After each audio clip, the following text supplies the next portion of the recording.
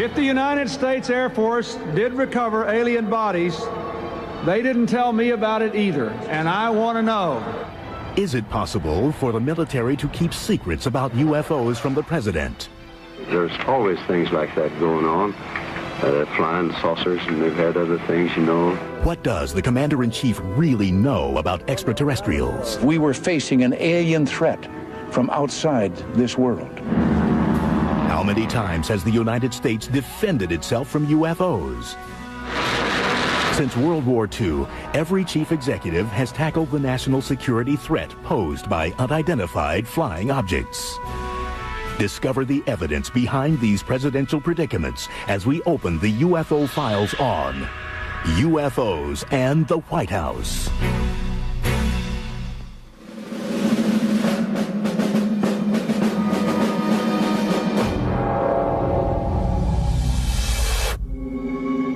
It's the early morning hours of February 25th, 1942, just 2 months after the attack on Pearl Harbor.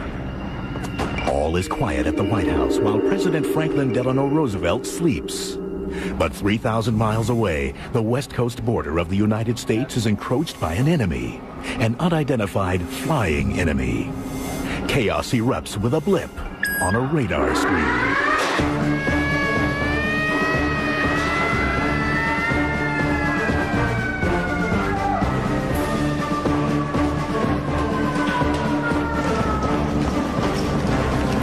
A sequence of events may have involved the alarm or the report coming through to the radio operator notifying the duty sergeant. Alert, alert, this is not a drill, this is not a drill, alert, alert. And the duty sergeant sounding the alarm or ordering the alarm sounded. From that point on, it would have been somewhat pandemonium at the beginning, of course, the initial shock, but then, of course, the troops are very professional and immediately went to their task and went to the assigned positions. The people operating the searchlights would have manned the lights. People operating the guns, manned the guns, ready to take on the enemy. Within minutes, the dark Southern California coast is rippled with beams of light and streaks of anti-aircraft fire. Fire! Fire! Fire! Fire!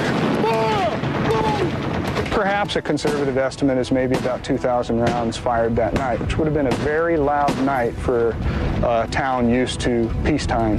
But as defenses come to play, confusion reigns, but no one seems to know exactly where the enemy is.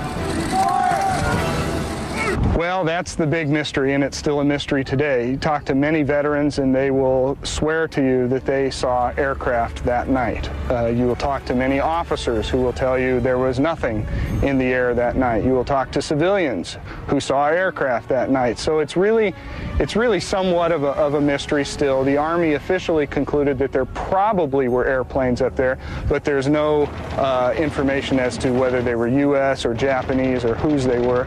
By definition, I think a UFO. Now, if you want me to say it's little green men, I'm not prepared to commit to that, but yes, it was an unidentified flying object, I think is fair to say.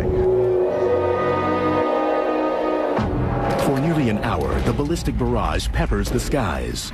But as day breaks, it becomes apparent that the only damage caused by the soldiers is to the city of Los Angeles.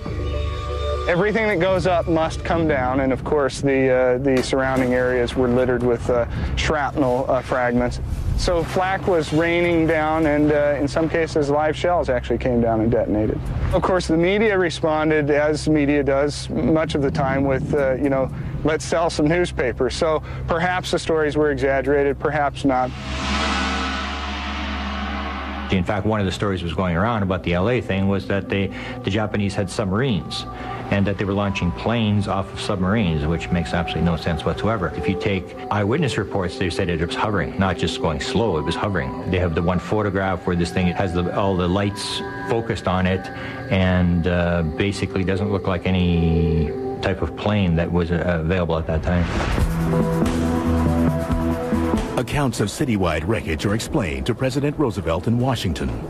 The task falls to General George C. Marshall, the War Department's chief of staff. Well, Well, Marshall's letter is probably one of the most curious documents to ever be issued about the event. It says as many as 15 airplanes may have been there, varying at speeds from very slow to immediately increasing to 200 miles per hour, ranging from altitude from 9,000 to 18,000 feet. And again, no bombs were dropped, no casualties inflicted, no Allied or U.S. Navy or Army airplanes in the air that night.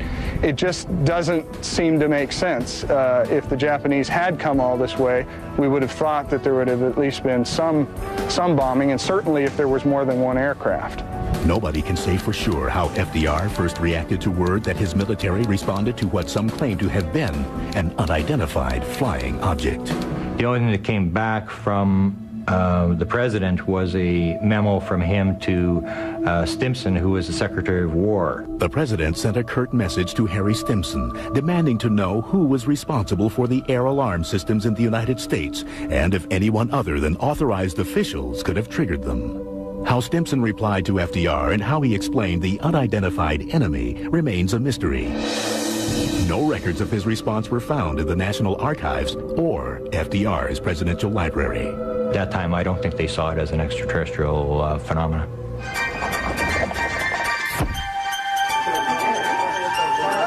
And I believe in 1942 it would have been a curiosity type item. The Axis powers will control the continents.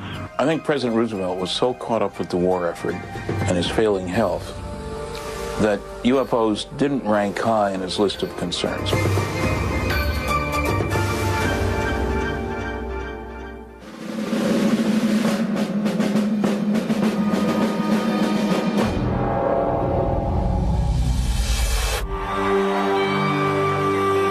July 1947. New threats of war and a new enemy, the Soviet Union. That false philosophy is communism. Has Americans looking to the sky. Some say they see UFOs. President Harry S. Truman is informed of a possible incident in New Mexico. Suddenly Roswell occurs, they have a press leak, it started getting picked up all over the country. I see him as the first president to actually deal with the UFO issue in a public sense. And Truman was the man on the spot when this stuff hit big time. Truman is an absolute critical key in looking at the entire UFO phenomenon in the early years. We know that these presidents were being briefed orally, if nothing else, on the topic of flying saucers. Now, this is not something that you're going to read in Harry Truman's memoirs, and it's not something that you're going to read about in an academic treatment of the Truman administration, and yet we know absolutely that it happened. How do we know this? We know it from the man who gave Truman his briefings, and that was General Robert Landry, who was a colonel at the time in the Air Force. President Truman rewarded Landry, his personal pilot, for his exemplary service by appointing him as his Air Force aide on UFOs to consult with the CIA on the subject. And that he was told to report to the president orally and brief him orally every 3 months on the subject in UFOs, which he said he did up until the president left office. By my estimation, that could be as many as 18 briefings. Wouldn't you love to be a fly on the wall of some of those conversations? It's done orally. We don't want records. If you don't want it on the front page of the New York Times, don't put it in a file, that kind of idea. But an incident said to have occurred in the nation's capital was impossible to ignore. 1952 is just, again, one of these very significant years in UFO history. A massive wave of very high-quality sightings by military and civilians all across the U.S., culminating in successive weekends in July of 1952 of UFOs over the Capitol. It was like invasion type stuff. Things would disappear, the fighter jets would go back, the things would reappear, and it showed that the government was very sort of out of control. They couldn't control it. It was such a big thing that the press made it the front page. It was the front page of the New York Times. Truman took the subject head on. So there was less hesitation on the part of public leaders to talk about flying saucers. Harry Truman did so in the 1950s during one press conference. Did the Joint Chiefs of Staff talk to you or concern you about the unknown and the unidentified flying object? Oh, yes, we discussed it at every conference that we had with the military, and they never were able to make me a concrete report on. Do you have anything on the subject, sir? No, I haven't anything on the subject, and there's always things like that going on. Flying saucers, and they've had other things, you know.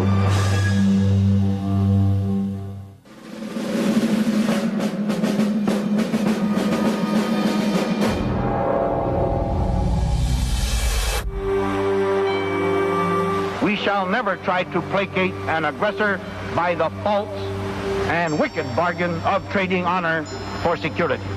While Truman addressed the subject publicly, he was never said to have a close encounter himself. However, Dwight Eisenhower, according to ufologists, experienced a sighting in the early 1950s.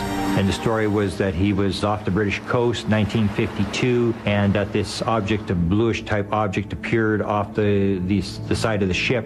I think it occurred for about 10 minutes. Eisenhower and the admiral on the ship had come out onto the deck, and Eisenhower was in PJs. He stood there and watched this thing, and that Eisenhower basically said, well, I better go look into this. I wouldn't mention it right now, and went in, and the fellow who reported it said he never heard anything more about it again. During Eisenhower's term, UFOs became part of America's pop culture through movies and TV shows. But the White House may have had more than a movie script to read.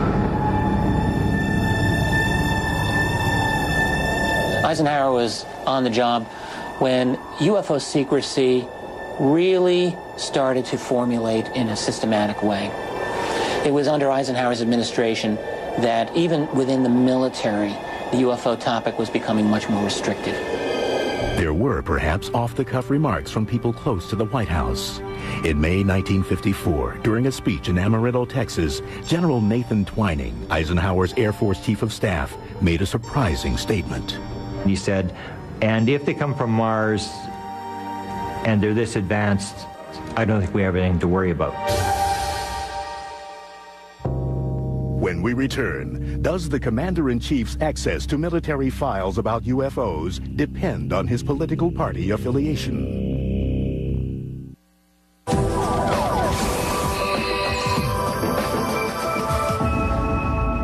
And let every other power know that this hemisphere intends to remain the master of its own house.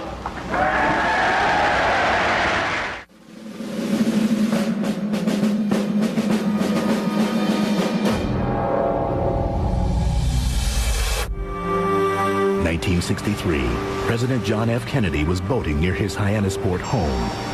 So there's a reported, an alleged sighting that he was sailing off Cape Cod, that an object, silver object, whatever it was, 60 feet across, something like that, came down, and everybody saw the object, and Kennedy basically said, let's not tell anybody about this. Hard to substantiate the story. It's something which you can either believe or disbelieve.